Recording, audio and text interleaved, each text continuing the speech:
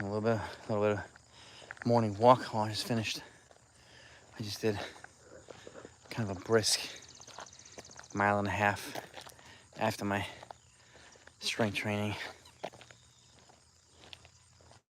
I did a bunch of medicine ball stuff today.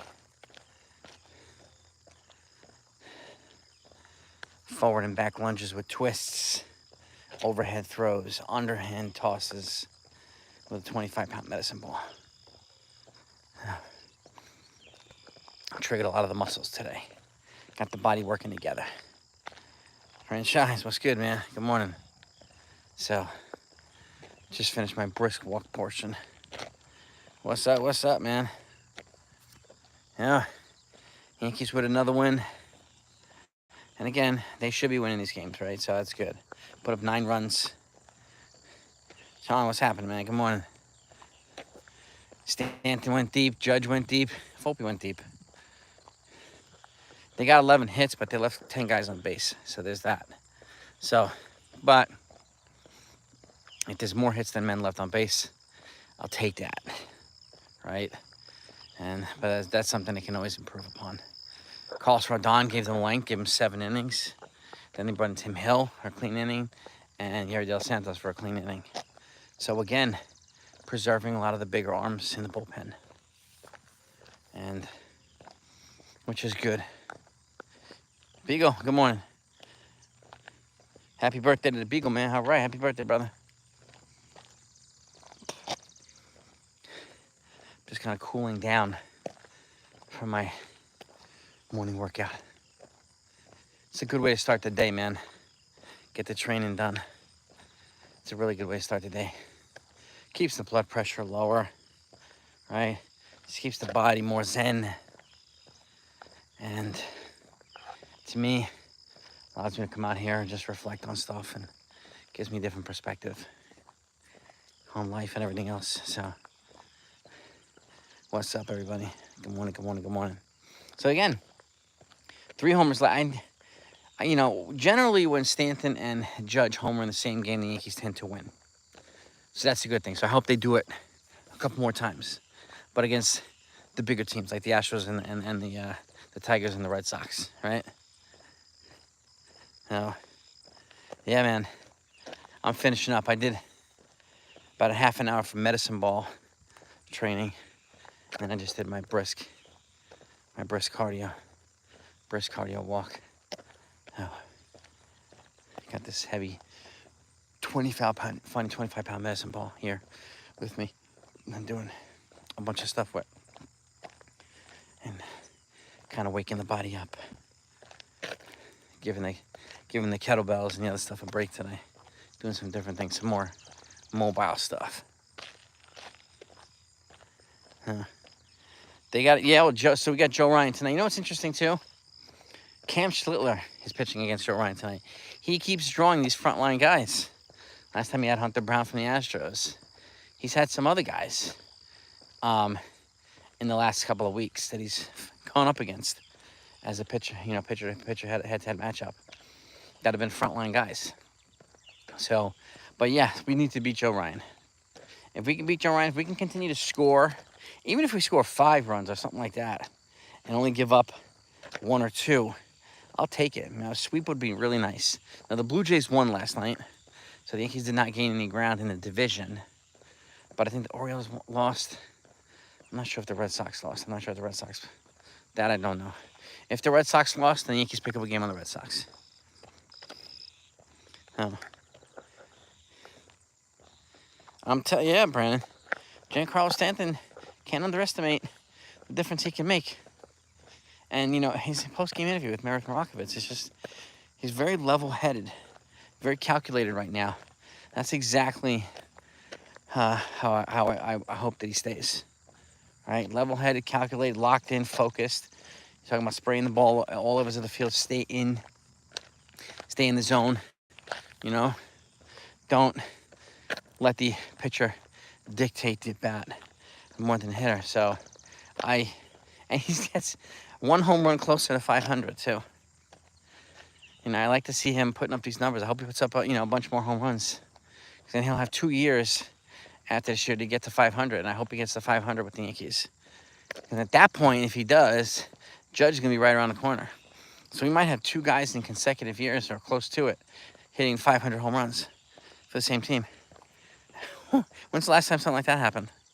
I can't think of it.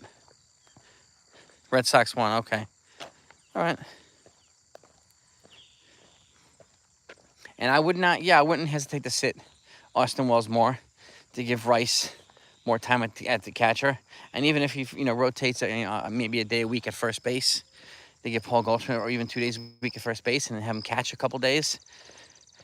Giving him some regular bats is a good idea. Ben Rice has been one of the more consistent young bats here.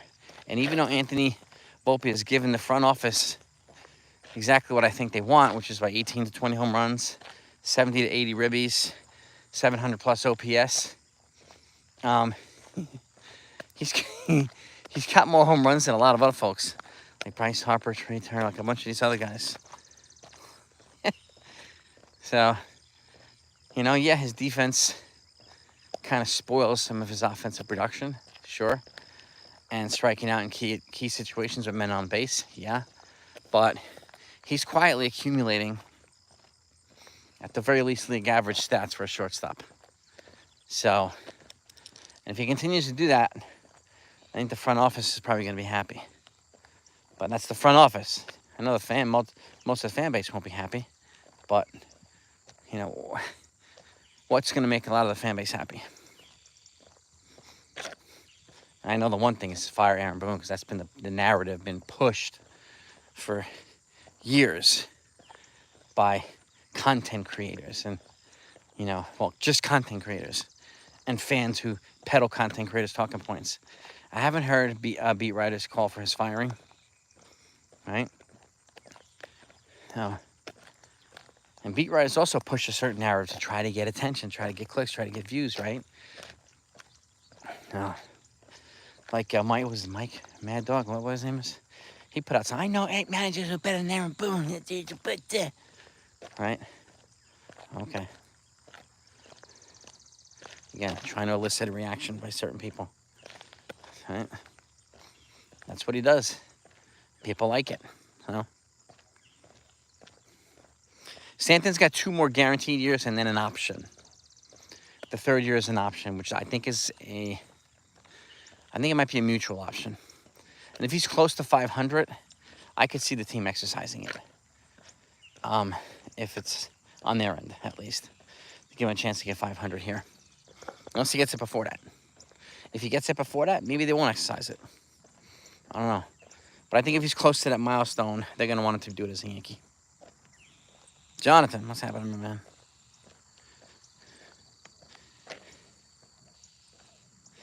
Jake, it is true. Questioning him is not calling for him to be fired. Okay? And again, beat writers don't work for the teams. Beat writers have a job, but they're not calling for him to be fired. So it is exactly true. I don't give a damn what they question, and they question everybody. Okay? The narrative being put forth for constant firing is by content creators, right? People on Twitter, most of whom have never played the game and do not have a thorough understanding of the game. That's why it was good to have guys like Clint Frazier come out yesterday and talk about this, because they were asking, should he be fired? And he said straight up, if you fire him, you have to fire a bunch of other people, because it's really not on him. And who do you bring in that has to do the same thing that's going to replace him and change the problems? Nobody can answer that question. Even he couldn't answer it, right? And it's good to have a former player, come out and say this, because I know people don't want to hear from me. I'm not a Major League Baseball player, which is fine. But it's good to have people who played the game, right? Not beat writers who don't play the game or have never played the game, say the same things a lot of other folks are saying. If you fire Boone, what is that going to solve? Right? Especially when nothing changes above him. It's easy to make him the fall guy, yes.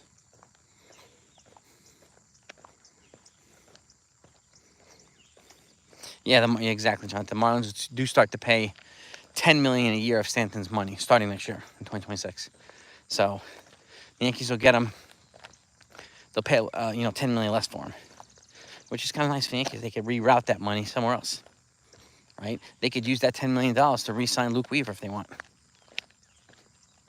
There you go. Because they have all these other guys here.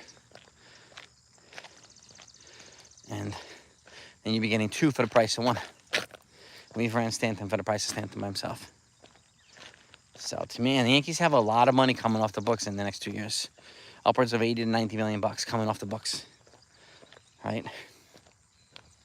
Obviously next year, because DJ had another year left, but they released him. They still have to eat that money. His money comes off. Hicks's money comes off. The buyout for Anthony Rizzo this year comes off. There's a bunch of money that comes off. When people's contracts expire, they come off the books too, unless they're re-signed.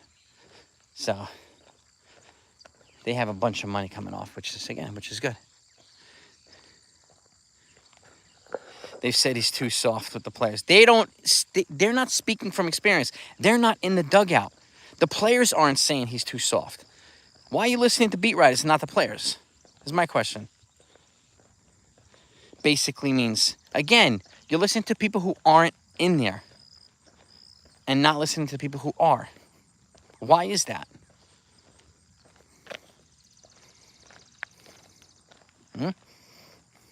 When they were winning under Girardi.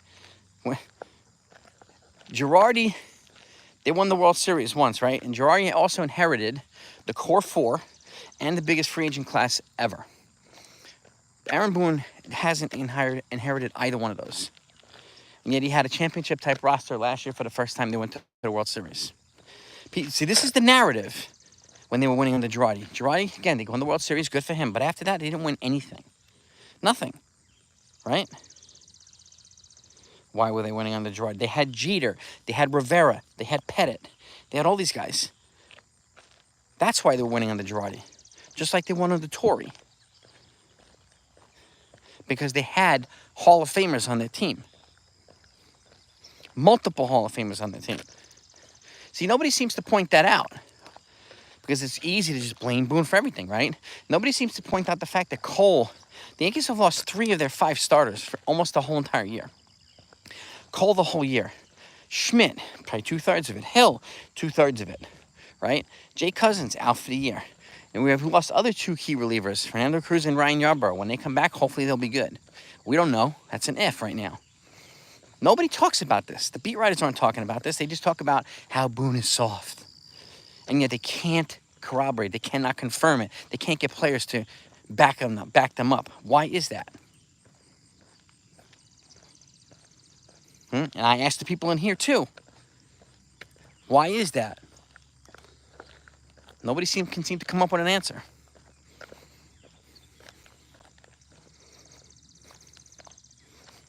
Okay, Stanton's option is a club option. So my guess, Jonathan, is if he's close to 500 but just short, they'll exercise it. If he hits 500 before that, maybe they won't.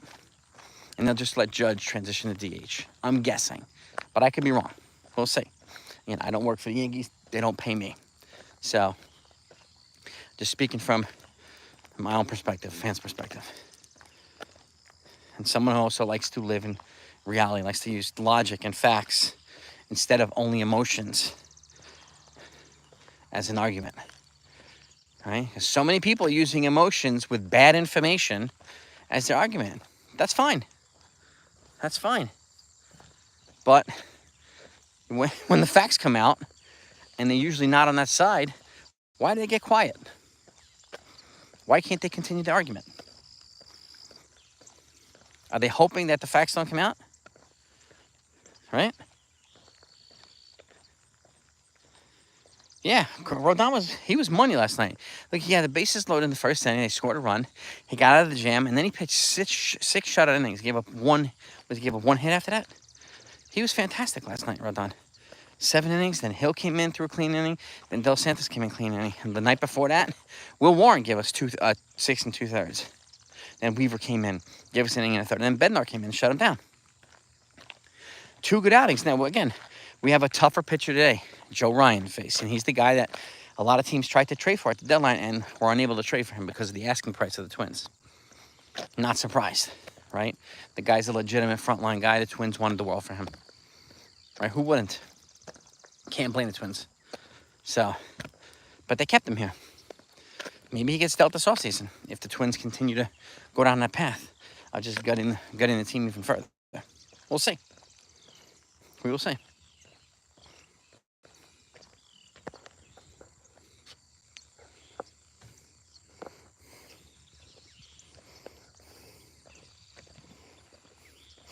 I don't see mental lapses in there as well as good teams. So is that what you're saying? Look at who's the worst defensive team in baseball. You can look it up. It's public stats. Boston Red Sox. Boston Red Sox. They have the most errors in baseball. I even put it on the screen. I had this. I did a live stream and I posted this stuff. The Yankees are right now in the middle right now, so they could be better. Yes, but there are worse defensive teams than the Yankees who are ranked higher than the Yankees in the standings. This is not an exclusive to the Yankee thing. And I think that's also important to point out. Nobody seems to want to point that out. Maybe because people aren't doing their research, aren't doing their homework. And why? And again, why do people not do their homework? And my question, I'm not saying you, but I'm saying, why do other people use other folks' talking points as their arguments? And then they come on here and they bring that with them. Not saying you do. You're doing that, but a lot of people do. And how do you expect to not be called out on it? Morning, Ken. What's happening, man? Stop with the injuries BS. Simon, no. You have to factor that in. Okay? Stop with the injuries BS. Stop with the Blaine Boone BS while ignoring the injuries. Every team has... What every team? Has Detroit lost Skubal? Have the Dodgers lost Yamamoto? Have the Pirates lost Skeens? Had the Red Sox lost Crochet? These are all their aces, the number ones. Yankees have lost their number one, Garrett Cole. Think that doesn't matter? It does. Okay? They also lost their number 3, Schmidt. And the potential 3 or 4, Hill. Hill's back now, thankfully. But if you think that doesn't matter, this is not BS. It's not excuses. These are a fact that people hate to talk about because it counters the Fire Boone narrative. And again, just own that. Just own that. Okay?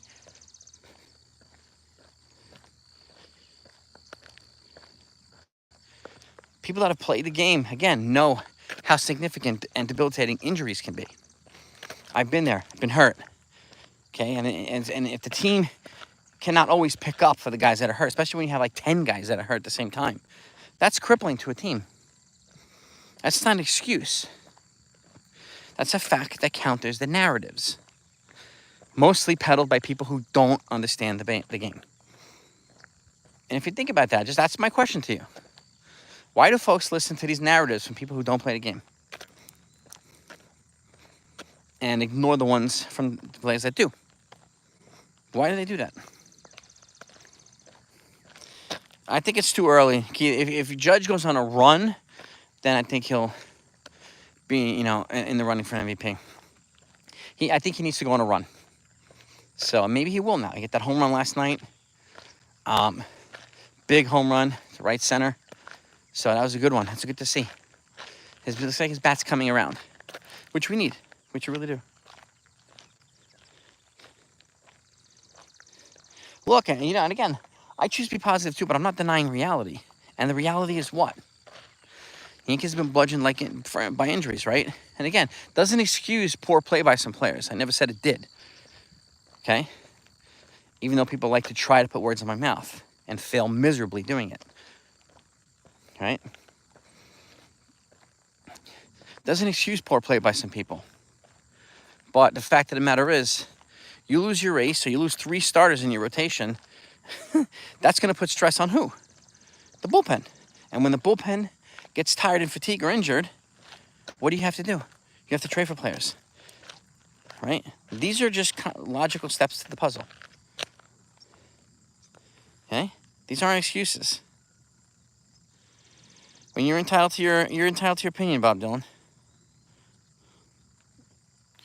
And I already said the Phillies are my pick to be the National League representative for the World Series. I don't think the Dodgers can get past the Phillies or the Padres or anybody.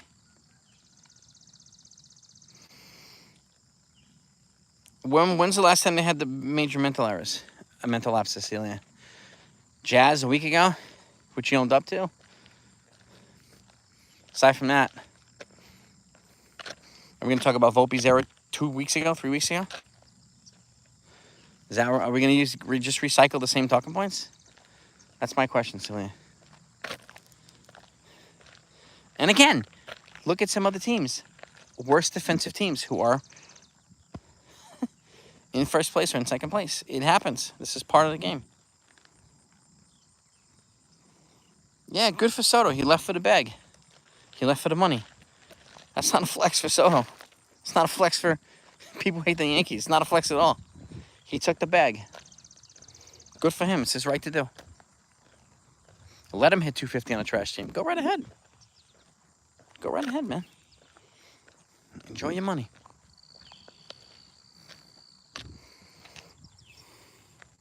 Yeah, Stanton missed a ton of time. And now he's catching fire, right? Huh.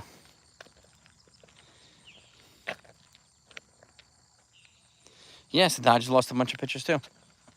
Yep.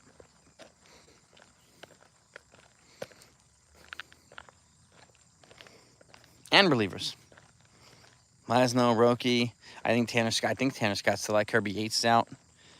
Yep.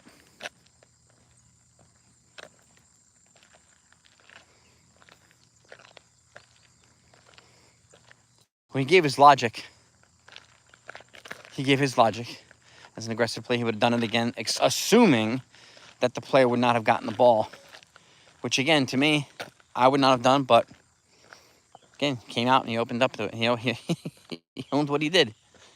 I didn't say he owned that he messed up. He owned that he would have done it again. So, let me be more clear on that. Again, I understand his logic. I don't necessarily agree with it, but it is what it is, right? Has he done it since then? No. No.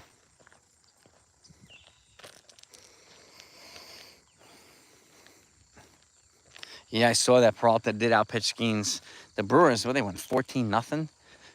They hit Skeens pretty hard.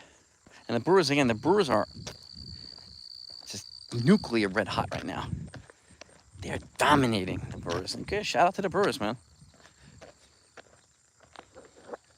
Well, that's the other thing, too. Yeah, they lost Oswaldo Cabrera, which put their third base position in flux, forcing them to make a trade at the deadline, right? And I think they got the right guy. Ryan McMahon. He's playing better than Suarez. He's playing better than Hayes. So, you got the right guy. And then Oswaldo can go back to being the utility guy, or one of the utility guys next year. Him and Caballero. Having two of those versatile utility guys comes in handy, and having one or two guys in long relief comes in handy. That to me is a good use of roster space. Because versatility plays. Versatility gives a break to some of the position players. And long relief gives some break to the short relievers and the starting rotation. Those are valuable assets that I hope the Yankees would employ more often. But yeah, losing Oswaldo Cabrera sucked. That's another guy that I mentioned him. Thank you, Jonathan.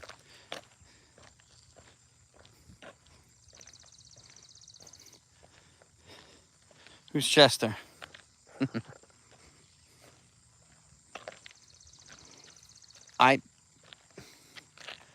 I think Jones will get a September call-up. If I had to guess, I think he'll get a September call-up. He'll be the bat, I think, and then I think maybe Carlos Legrand here, something like that will be the arm. Maybe. I could be wrong. We'll see.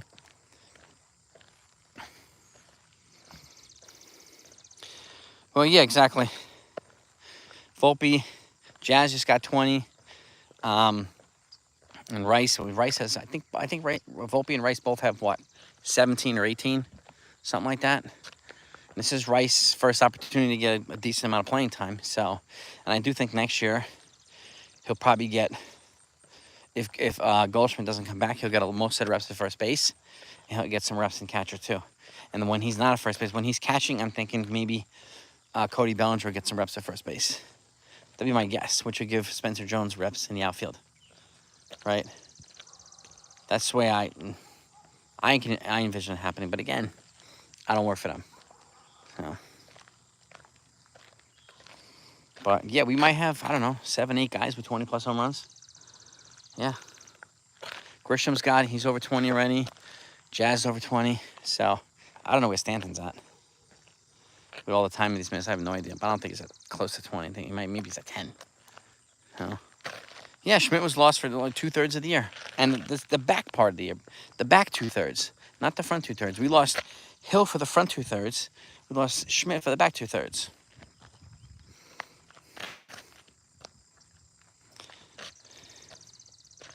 Don't know what that means, Rojas.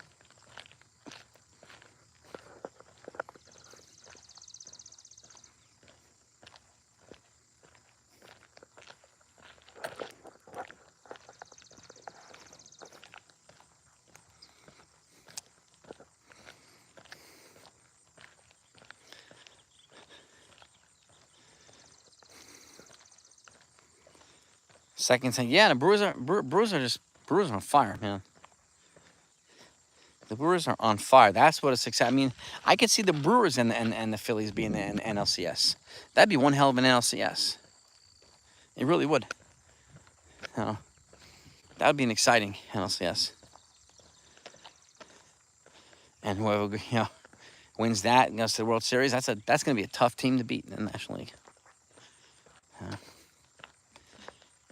Just the way that it is this year. That's baseball. In a long season, stuff happens. It's fun to see. Remember, so many people just handing the title to Dodgers before? Just give them the World Championship again, and blah, blah, blah. And I kept saying, just don't do that just yet. Don't hold your breath just yet, guys. Yeah, we need a lot of things to start clicking. Not only the offense. The offense has really been somewhat consistent. Like statistically, and when you accumulate stats, they're at the top of baseball in a lot of offensive categories. Where the deficient has been the pitching. I'm not surprised. With all the injuries to the rotation, all the stress that's been put on the bullpen, and all the injuries that led to the bullpen, how could anybody be surprised that pitching has been deficient? Yeah, it could be Jones and Bird, exactly. Ken, that's right. No. Jake Bird and Spencer Jones. And again, that's a couple weeks away.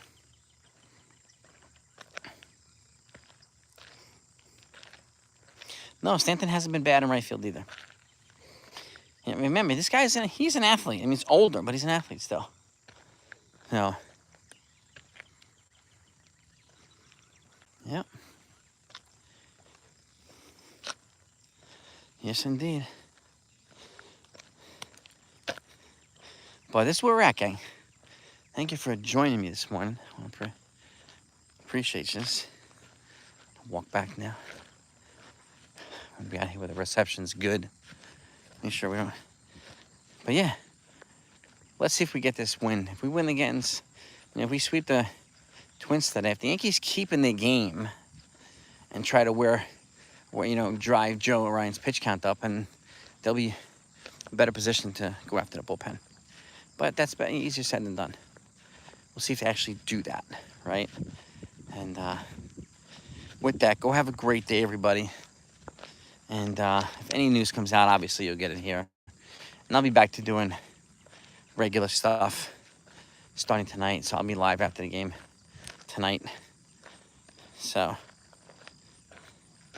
James Cook extension. Yeah, another football extension. These teams are making good moves. I'm glad the Jets extended Sauce and extended Garrett Wilson. Good morning. Yeah, I'm glad they did that. But go have a great day, everybody. Peace and love to all yous. I'll see y'all later.